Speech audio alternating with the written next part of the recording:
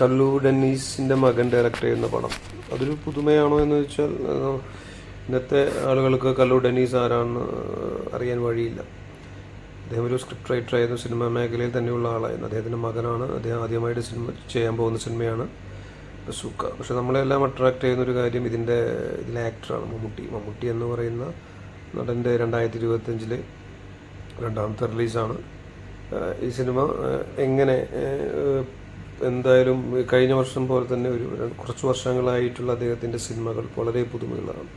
അതിൻ്റെ പ്രമേയം വളരെയധികം ഒന്നിൽ വ്യത്യസ്തമാണ്.